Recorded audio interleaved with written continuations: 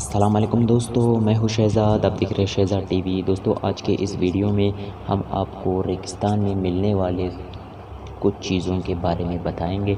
तो चलिए स्टार्ट करते हैं हमारे इस इंटरेस्टिंग वीडियो को। उससे पहले अगर चैनल पर कोई नया है तो चैनल को सब्सक्राइब करके बेल आइकन को दबाएं ताकि हमारे डेली इसी तरह के इंफॉर्मेटिव वीडियोज़ आपको मिलती रहे। सो फ्रेंड्स, चलिए स्टार्ट करते हैं।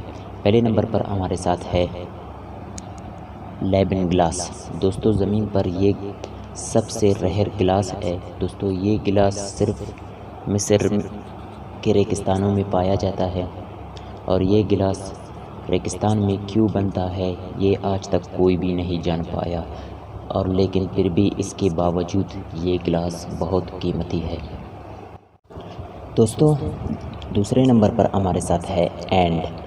ये हाथ अटाकामा के बीच पर बनाया है और ये हाथ आमने सामने बहुत ही अच्छा लगता है।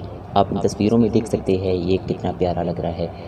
और ये हाथ 1992 में बनाया गया था।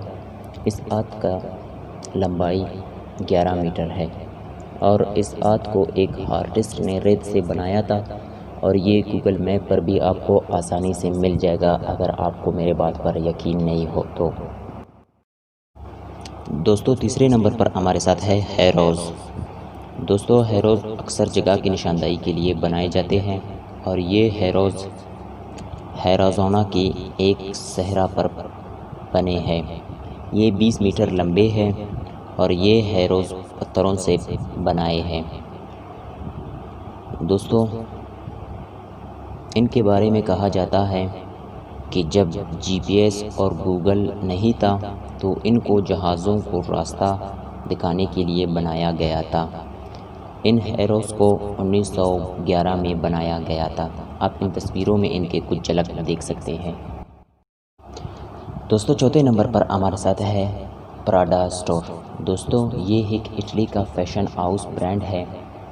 ये बहुत से प्रोडक्ट बनाते हैं और ये अमेरिका में वाक़या है और इसमें बहुत से महंगे चीज़ें हैं, लेकिन इनको कोई भी ख़रीद नहीं सकता क्योंकि ये सेल के लिए नहीं है और ना ही यहाँ पर कोई सेल्समैन है।